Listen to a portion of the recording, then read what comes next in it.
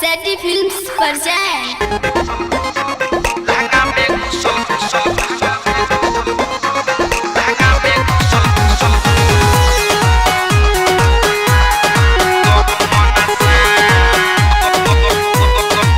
Music by DJ Shiv Narayan. Recording by Seti Films Sitamarhi. किया रे यार बाप रे हे बाप लहंगा में घुसल गहूँ मन सा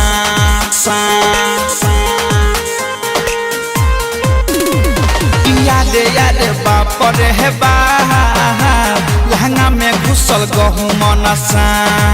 लहगटा डर देह करे थर थर एकरा देखिए के भइल बाटे माथा खराब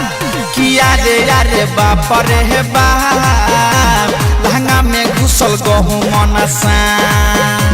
किया रे यार बाप रे हे बाप लहंगा में घुसल गहूँ मन सा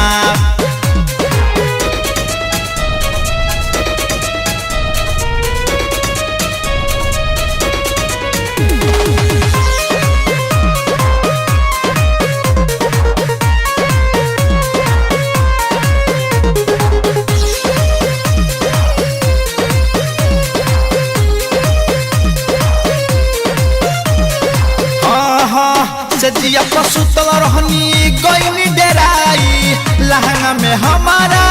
गईल समाई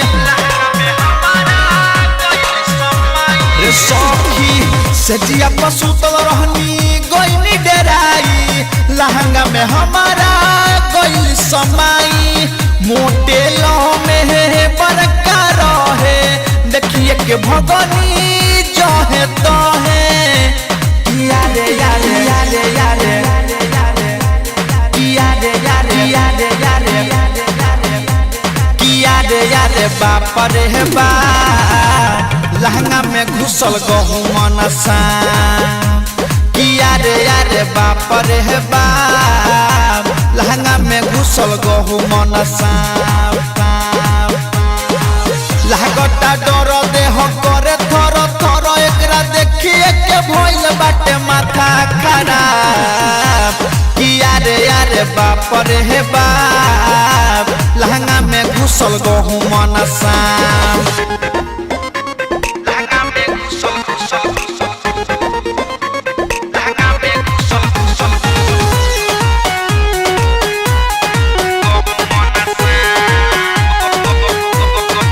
Music by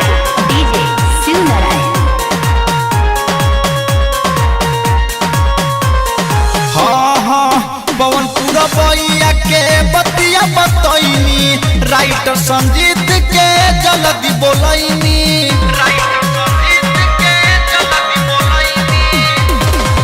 पवन पूरा बैया के बतिया बतैनी राइटर संजीत के जल्दी बोलैनी और मुकेश रंजित बारा है मारे लौकरा भाला मंगैनी किया रे यारे आहा आहा आहा किया रे यारे आहा आहा आहा किया रे यारे बाप रे बाप लहंगा में घुसल गहूँ मन सा किया रे यारे बाप रे बाप लहंगा में घुसल गहूँ मन सा